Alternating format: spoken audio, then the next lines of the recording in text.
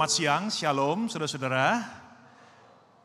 Selamat memasuki minggu Advent yang ketiga ya. Jadi seperti ada 3 lilin yang sudah menyala di depan kita. Ini menandai bahwa kita sudah menginjakan kaki di minggu Advent yang ketiga. Artinya masih tersisa 1 hari minggu lagi sebelum kita bersama-sama dengan umat percaya di seluruh tempat untuk merayakan hari Natal. Nah, saudara-saudara yang dikasihi oleh Tuhan, hari ini saya sengaja memakai kemeja warna ungu ya. Karena memang di dalam tradisi gereja, warna ungu ini adalah warna resmi dari masa raya Advent atau masa penantian dan persiapan Natal.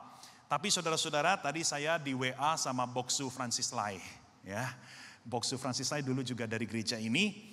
Ya, beliau tiba-tiba tadi WA saya setelah kebaktian pertama selesai. Karena ternyata beliau mengikuti ibadah pertama lewat YouTube. Ya, jadi sempat melihat khotbah saya juga, saya berpakaian warna ungu. Kemudian beliau WA saya dengan bercanda, beliau mengatakan, wah sejak kapan kamu jadi bishop GMI, katanya begitu saudara-saudara ya. Karena ternyata bishop di Metodis memang warna ungu begitu ya. Nah itu sama sekali saya tidak sengaja, tapi saya coba menikmatilah sesekali kayak jadi bishop begitu ya di GMI ya. Baiklah saudara-saudara yang dikasihi oleh Tuhan, sekali lagi saya bersyukur karena kita sebentar akan mendengarkan dan merenungkan firman Tuhan. Tema yang diberikan kepada saya dari pihak gereja adalah God is with us. God is with us. Atau kalau diterjemahkan dalam bahasa Indonesia, Tuhan beserta kita. Saudara-saudara, sebetulnya ini adalah versi yang lebih panjang dari sebuah kata yang saya yakin saudara pasti tahu, kebangetan kalau saudara tidak tahu ya, karena ini adalah nama dari gereja saudara sendiri. God is with us, Tuhan beserta kita. Sebetulnya itu adalah arti dari Immanuel. Sama-sama katakan Immanuel. Ya, Immanuel saudara-saudara adalah sebuah kata dari bahasa Ibrani.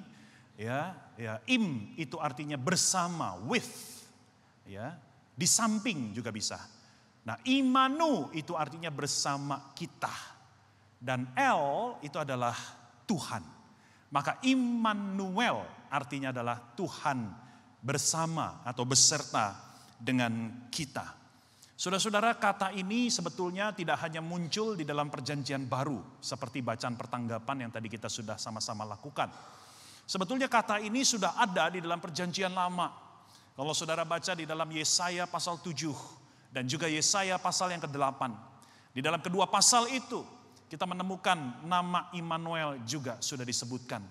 Dan bagi kita sebagai orang Kristen, kita mempercayai bahwa Yesaya pasal 7 dan pasal 8 adalah nubuatan Yesus yang digenapi dengan kelahiran Yesus, Sang Immanuel yang sejati itu. Nah saudara-saudara, mari kita buka lagi firman Tuhan yang diambil dari Matius pasal 1 ayat 18 sampai yang ke-25. Injil Matius tadi sebetulnya sudah dibaca sebagian ya, tetapi kita baca kembali. Injil Matius pasal 18 sampai yang ke-25. Perikop ini diberi judul Kelahiran Yesus Kristus. Kelahiran Yesus Kristus adalah seperti berikut. Pada waktu Maria ibunya bertunangan dengan Yusuf, ternyata ia mengandung dari Roh Kudus sebelum mereka hidup sebagai suami istri. Karena Yusuf suaminya seorang yang tulus hati dan tidak mau mencemarkan nama istrinya di muka umum, ia bermaksud menceraikannya dengan diam-diam. Saudara, saya perlu memberikan sedikit catatan ya, karena supaya saudara tidak bingung. Karena kalau kita baca di dalam versi Alkitab yang lain, Injil yang lain, saudara-saudara, ya, kita tahu bahwa Maria itu sebetulnya belum menikah dengan Yusuf ketika Maria mengandung bayi Yesus. Ya, Maria disebut sebagai tunangan dari Yusuf. Lalu mengapa di dalam ayat ini dikatakan bahwa Yusuf itu suaminya? Ya, nah, saudara-saudara, kita perlu mengerti konteks masyarakat Yahudi pada zaman itu. Ya. Jadi sebetulnya saudara, pertunangan pada zaman itu tidak sama dengan pertunangan pada zaman sekarang. Pertunangan pada zaman sekarang saudara-saudara itu bisa putus kapanpun, betul ya? Karena dianggapnya masih tetap belum sah sebagai suami istri. Ya, judulnya masih bertunangan. Nah, ya, bertunangan itu kalau zaman sekarang ya boleh dikata pacaran yang udah lebih matang begitu ya. Tapi belum disebut sebagai pernikahan. Ya itu sebabnya kalau bertunangan kita putus ya masih oke lah begitu. Tetapi pada zaman itu dalam masyarakat Yahudi saudara-saudara, tunangan itu sudah dianggap sebagai sebuah awal dari pernikahan.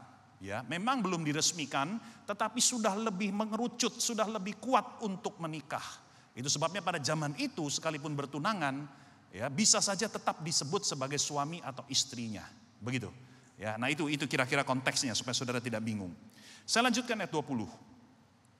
Tetapi ketika ia mempertimbangkan maksud itu, malaikat Tuhan nampak kepadanya dalam mimpi dan berkata, Yusuf anak Daud, janganlah engkau takut mengambil Maria sebagai istrimu, sebab anak yang di dalam kandungannya adalah dari Roh Kudus.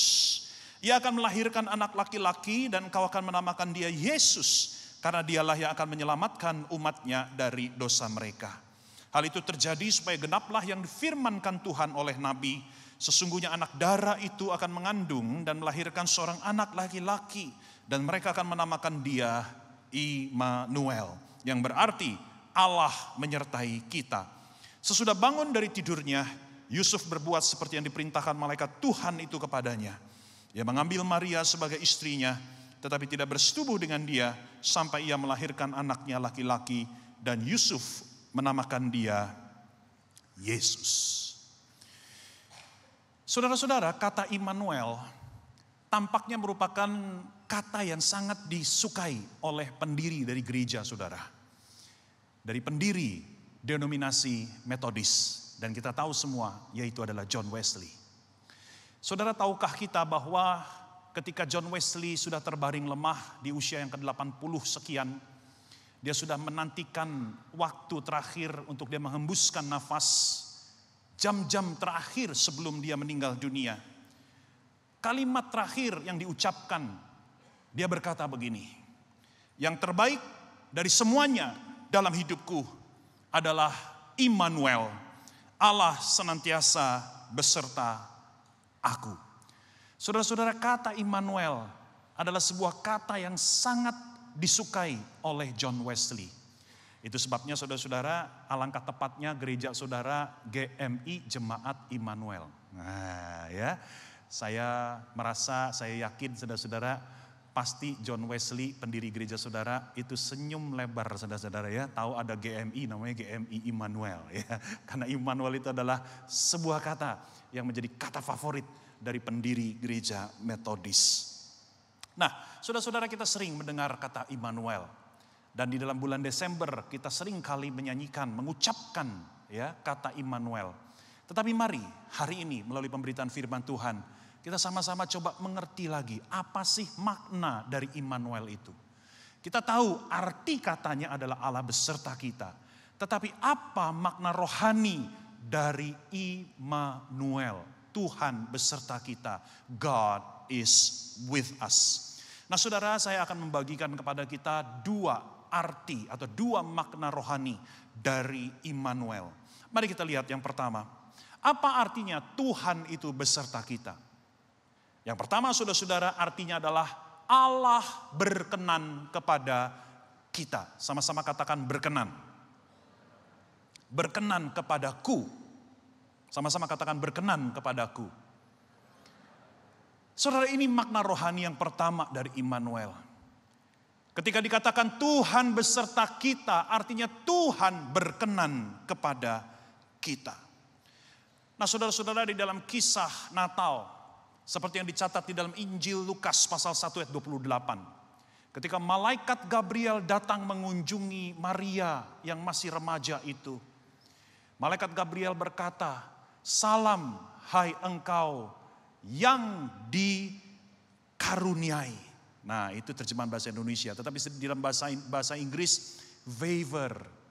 Ya, engkau yang mendapatkan favor dari Tuhan. Engkau yang diperkenan oleh Tuhan. Tuhan menyertai engkau. Saudara perhatikan, di dalam kalimat yang diucapkan oleh malaikat Gabriel ini, di situ sudah kita lihat ada sebuah kaitan yang erat antara penyertaan Tuhan dengan perkenanan Tuhan. Barang siapa yang disertai oleh Tuhan, pasti dia itu diperkenan oleh Tuhan. Nah saudara-saudara, sekali lagi, Allah menyertai kita, artinya Allah itu berkenan kepada kita. Nah, sebetulnya bukan hanya di dalam cerita ini. Di dalam perjanjian lama juga ada satu cerita yang sangat menarik yang dicatat di dalam Keluaran pasal 33. Ya, nanti saudara bisa baca sendiri di rumah. Di dalam Keluaran pasal 33 ada sebuah kisah yang sangat menarik, yaitu percakapan antara Musa dengan Tuhan.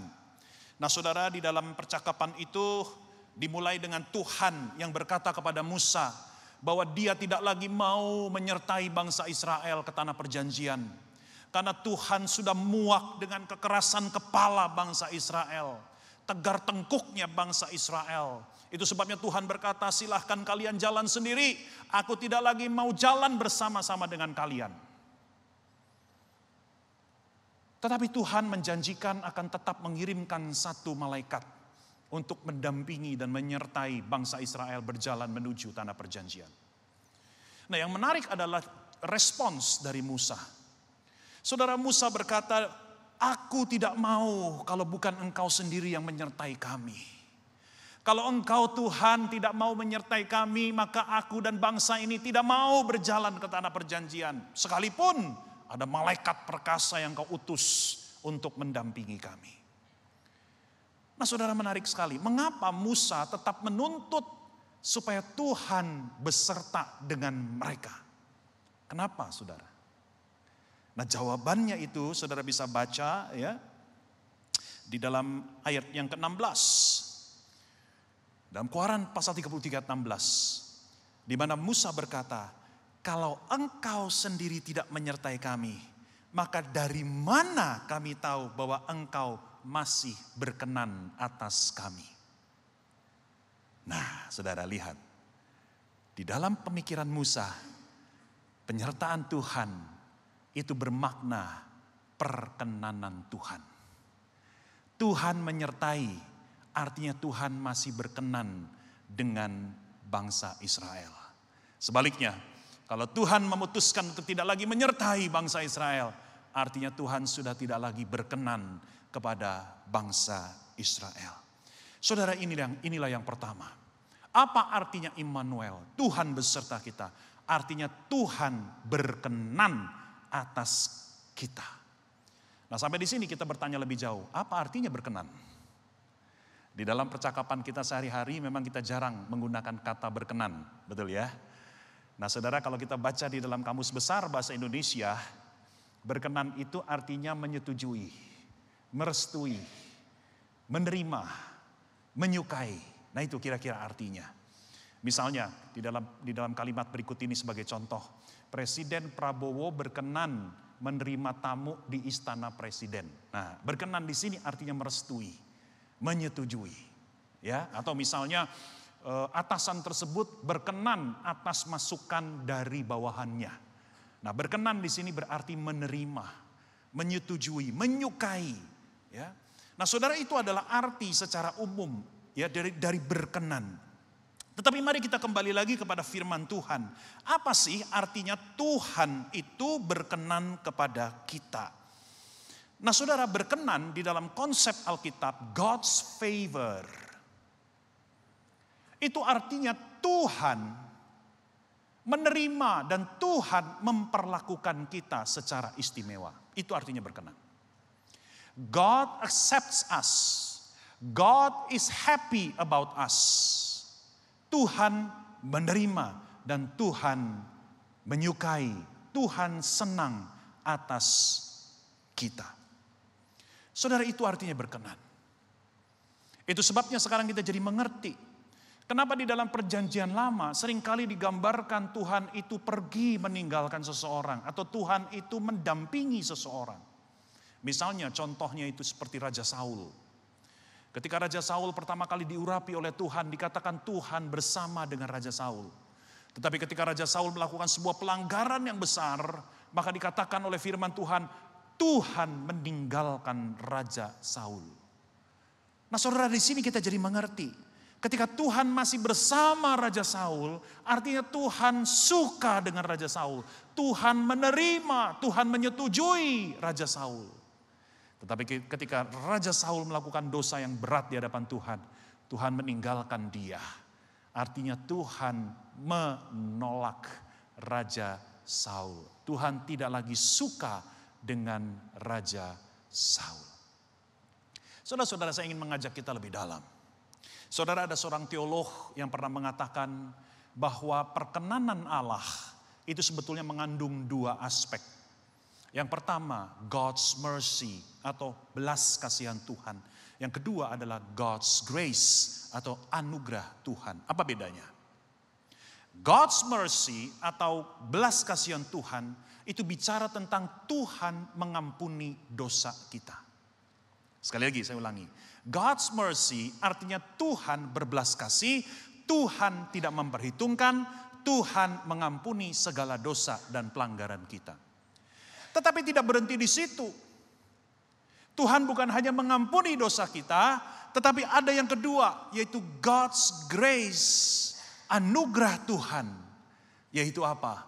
Dia menerima kita, Dia mengangkat kita dan menganggap kita, memperlakukan kita sebagai anak-anaknya. Nah saudara, itulah yang dimaksud dengan perkenanan Allah. Tuhan bukan hanya mengampuni dosaku dan dosamu, gak berhenti di situ. Tetapi lebih jauh, Tuhan menerimaku dan menerimamu sebagai anaknya. Tuhan mengasihiku dan mu sebagai anaknya. Tuhan memperlakukan kita secara spesial sebagai anaknya.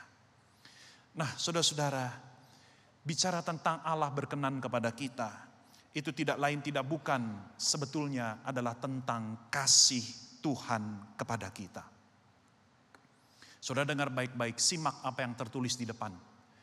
Kesadaran kita akan kasih Allah harus lebih kuat daripada rasa bersalah atau rasa tidak layak dalam diri kita. Saya ulangi, kesadaran, keyakinan kita akan kasih Allah, Allah yang berkenan atas hidup kita, Allah yang menerima kita, Allah yang mengampuni kita sebagai orang berdosa, dan Allah yang mengasihi kita dan memperlakukan kita sebagai anaknya, itu harus lebih kuat daripada rasa bersalah atau rasa tidak layak di dalam diri kita. Saudara, saya tidak mengenal saudara sekalian, tetapi barangkali ada di antara kita yang walaupun sudah menjadi anak Tuhan belasan dan puluhan tahun, tetapi hidupmu masih digelayuti, masih dihantui oleh rasa bersalah dari masa lalu. Mungkin ada di antara saudara yang pernah melakukan satu dosa yang besar di masa lalu, di masa muda kita. Mungkin ada di antara saudara yang pernah melakukan hal-hal yang menyakiti hati Tuhan di masa lalu. Kegagalan yang begitu luar biasa memalukan di masa lalu.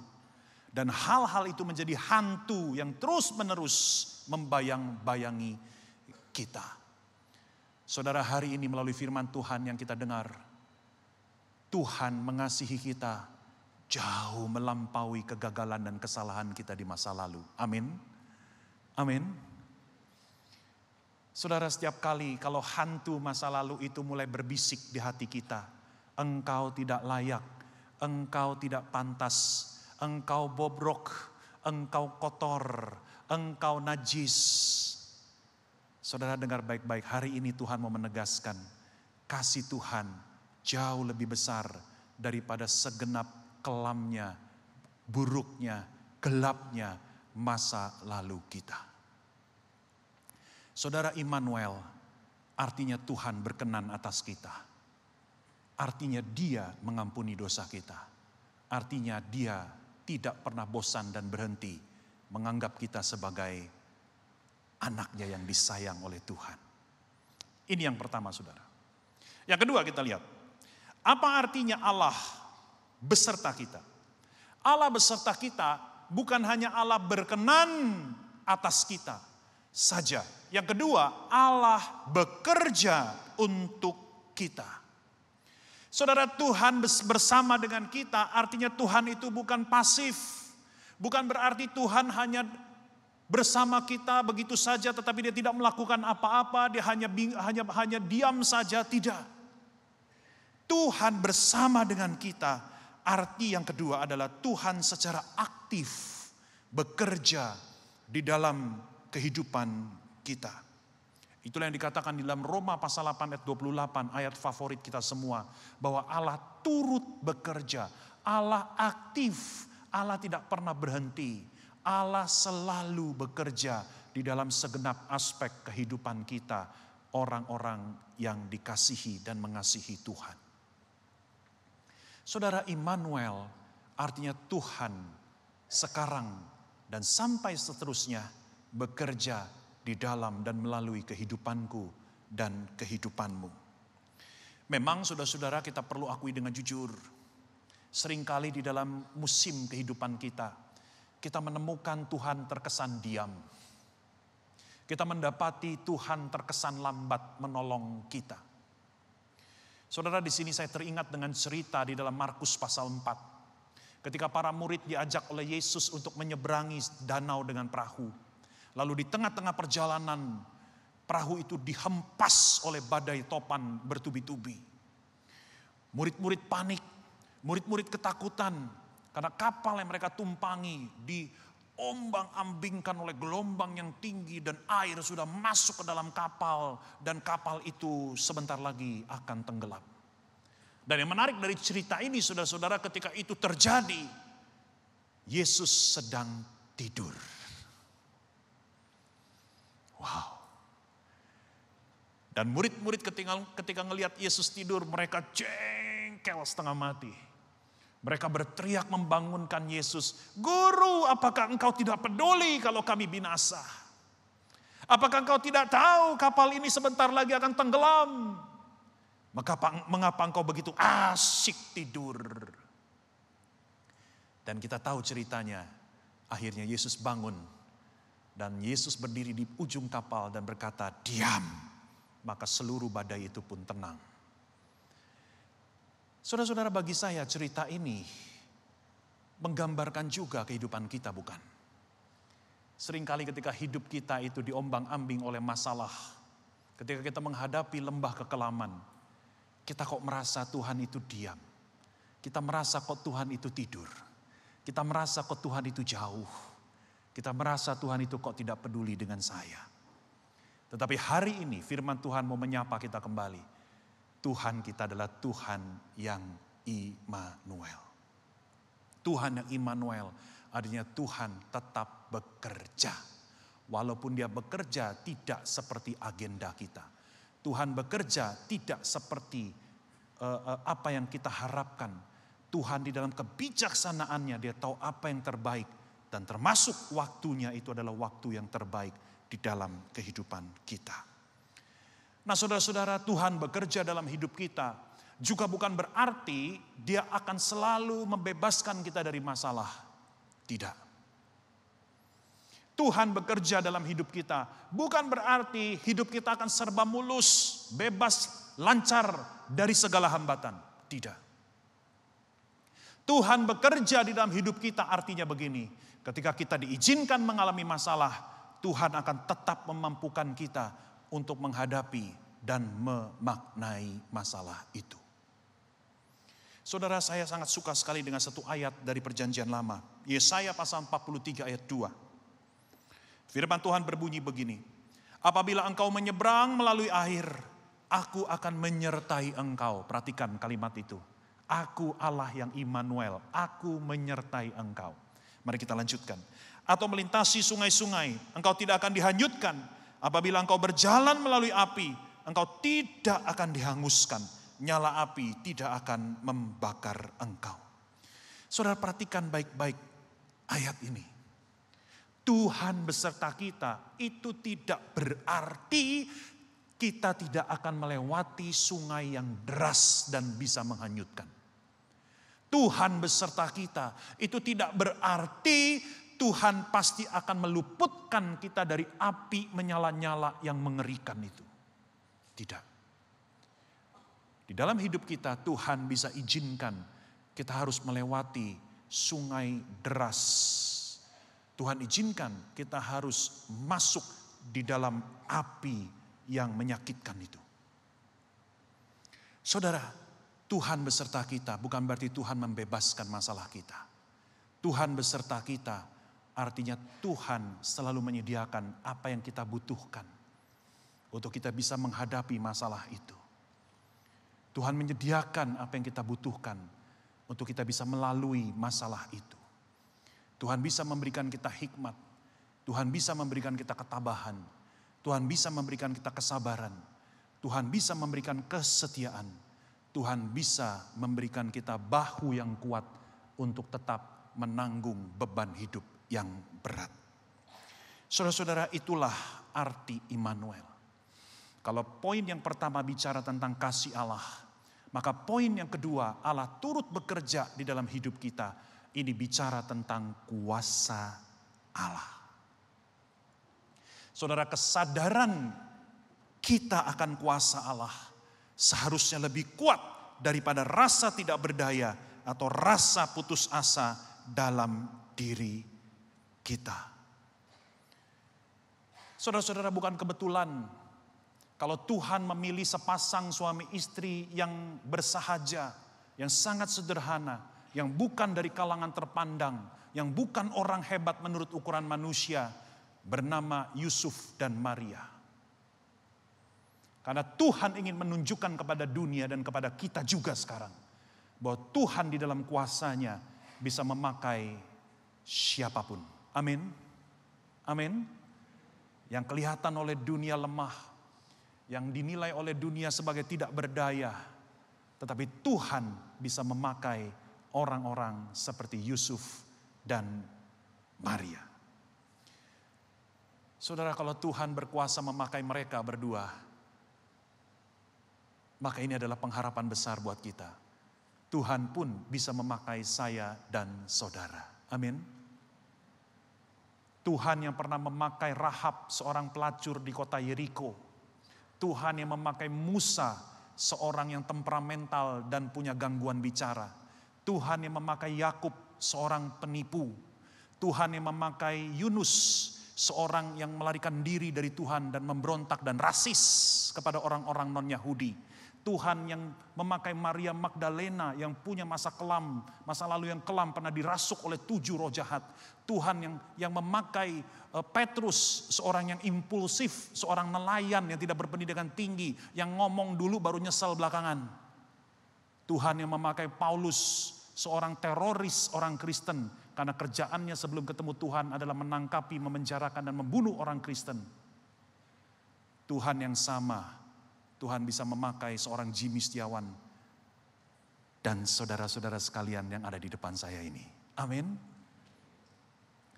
Kuasa Tuhan lebih besar dari ketidakberdayaan dan keputusasaan kita. Maka saudara-saudara, saya akan menutup renungan Minggu Advent yang ketiga ini. Setelah kita tahu apa arti dari Immanuel. Immanuel, Tuhan beserta kita. Satu, artinya Dia berkenan atas kita. Kedua, Dia selalu bekerja bagi kita. Pertanyaan terakhir untuk menutup khotbah ini. How can it be? Bagaimana bisa Tuhan beserta kita? Bagaimana bisa kita orang berdosa, tetapi Tuhan mau beserta kita. Tuhan mau berkenan atas kita. Tuhan mau menerima, bahkan mengasihi kita sebagai anak-anaknya. Tuhan mau bekerja bagi kita. How can it be? Bagaimana bisa? Kita orang berdosa. Saudara, jawabannya kita mesti kembali kepada kayu salib. Di atas kayu salib, Yesus Kristus pernah mengalami bagaimana ditinggalkan oleh Allah. Saudara, mengapa di atas kayu salib Tuhan Yesus mengalami ditinggalkan oleh Allah? Di puncak-puncak penderitaannya dia berteriak, Eloi, Eloi lama sabachthani. Allahku, Allahku, mengapa engkau meninggalkan aku? Saudara, mengapa Tuhan Yesus mengalami ditinggalkan oleh Bapa surgawi di atas kayu salib? Dengar baik-baik. Karena Dia menggantikan saya dan saudara. Seharusnya teriakan itu keluar dari mulut kita. Seharusnya kitalah yang mengalami perpisahan kekal dari Tuhan Sang Pencipta. Karena kitalah orang-orang yang berdosa itu. Tetapi di atas kayu salib, Yesus Sang Putra Allah berteriak dan mengalami Bapa surgawi meninggalkan dia. Karena di atas kayu salib Yesus sedang menjadi kita, menggantikan kita. Saudara, setiap kali saya merenungkan kalimat Yesus itu, Tuhan, Tuhan, mengapa Engkau meninggalkan aku? Hati saya tidak pernah tidak merasa tersentuh dan terharu. Saudara, saya tidak bisa membayangkan rasa sakit yang Yesus alami ketika dia harus ditinggalkan oleh Bapa yang dia cintai dan mencintai dia. Saudara, waktu saya mulai studi di Amerika tahun 2006, saya sempat berpisah dengan istri saya hampir 1 tahun. Karena apa? Karena istri saya harus kerja di Jakarta, sedangkan saya harus mulai studi di Amerika pada waktu itu. Saudara, saya ingat sekali, malam terakhir sebelum saya naik pesawat untuk pergi ke Amerika. Malam terakhir saya seperti anak kecil, saya memeluk istri saya meraung-raung, saya menangis. Sakit hati saya membayangkan akan terpisah dari dia untuk waktu yang cukup lama. Saya menikah dengan dia baru 3 tahun. Kami menikah 2003, saya ke Amerika 2006 untuk studi. Baru 3 tahun. Tetapi rasa sakit itu begitu luar biasa. Sehingga saya meraung-raung, menangis sejadi-jadinya seperti anak kecil memeluk istri saya. Dan saya tidak bisa membayangkan rasa sakit yang Yesus alami di atas kayu salib. Dia dengan Sang Bapa memiliki relasi yang begitu intim. Bukan 3 tahun, bukan 10 tahun, bukan 1 abad, bukan 1000 tahun. Dia memiliki relasi dengan Bapa dari kekal. Dan relasi Bapa dengan Yesus adalah relasi yang sangat intim, melebihi relasi apapun yang ada di dunia ini. Relasi Yesus dengan Bapa melebihi relasi suami istri yang saling menyayangi. Melebihi relasi ayah dan ibu yang menyayangi anak-anaknya. Relasi Bapa dan Sang Putra adalah relasi yang tidak bisa kita bayangkan dengan pikiran manusia yang terbatas. Tetapi di atas kayu salib, karena Yesus menanggung dosa kita, Yesus harus mengalami keterpisahan dari Bapanya. Teriakan, Allahku, Allahku, mengapa Kau meninggalkan aku? Adalah sebuah teriakan rasa sakit di hatinya yang tidak pernah manusia bisa pahami. Tetapi yang bisa kita pahami adalah mengapa dia melakukan itu. Yesus mengalami keterpisahan dari Bapa supaya setiap kita yang sekarang percaya Yesus sebagai juru selamat, kita tidak akan lagi terpisah dari Bapa surgawi. Amin. Yesus harus mengalami Allah yang jauh, agar saya dan saudara yang sekarang menjadi anak-anaknya dapat menikmati Allah yang dekat. Sebelum kita menikmati Allah yang Immanuel, Yesus terlebih dahulu harus berteriak, Eloi, Eloi, lama sabachthani, demi saya dan demi saudara. Mari sama-sama kita tundukkan kepala, kita berdoa.